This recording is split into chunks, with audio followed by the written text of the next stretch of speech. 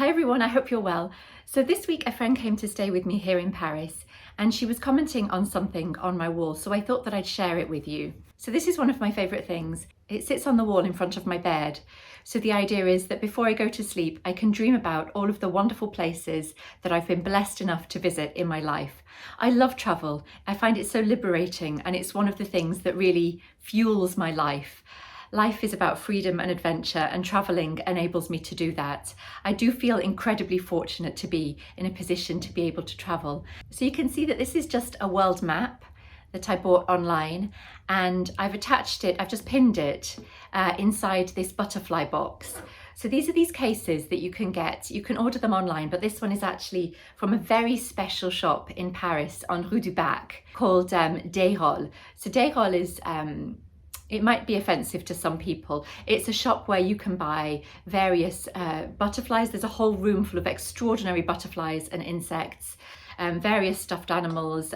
In Europe, that we have much more of a heritage of stuffed animals. The ones at Desrolles are animals that have died of natural causes from zoos and so forth. So it's not like they've been hunted just to be stuffed and mounted on somebody's walls. Anyway, it's an incredible shop and really part of Parisian heritage. It's one of the luxury committee shops in Paris.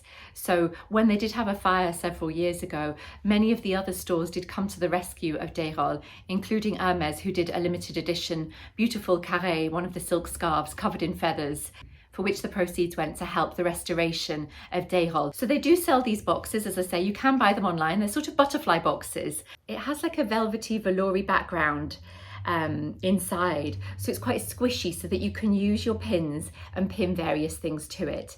So not only do I have this on my walls to help me to dream and remember all the places. Maybe when I'm a granny, I'll be sitting and remembering all of the wonderful places I've got to visit. It's almost like my own memento mori box.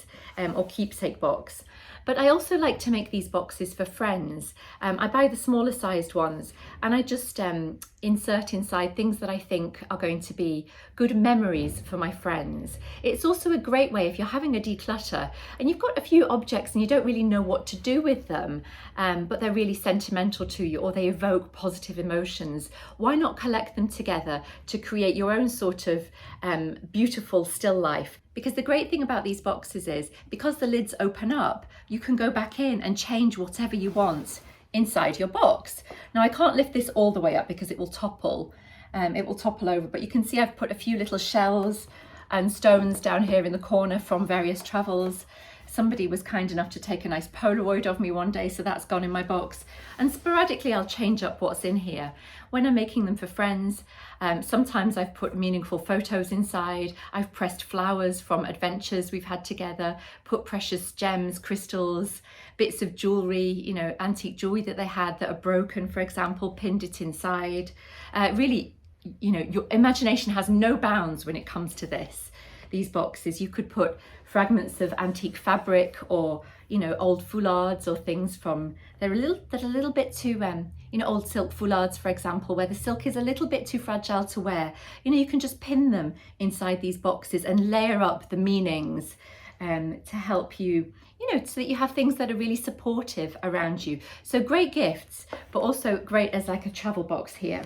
I use these pins.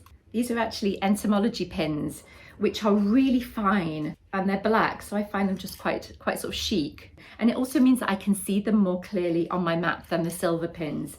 If you were after another fine pin that's not an entomology pin that you can just get online these days, how amazing, you can use like a silk pin, for example, which tend to be very fine to go through silk fabric. Then you can just close it up and hang it up on your wall or send it to your friends. As you know, part of my process is reassociating meanings with possessions so that we surround ourselves by things that we love and things that support us.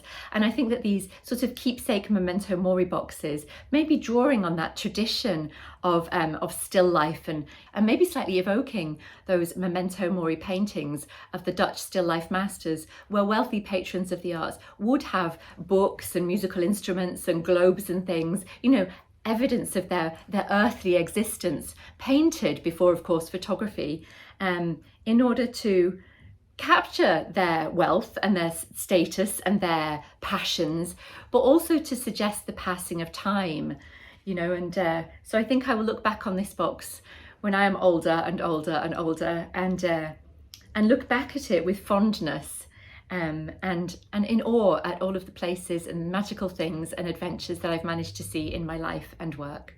And let me know, what would you put in your keepsake box to hang on your wall? Thank you so much for watching. Au revoir, à la prochaine, bye bye.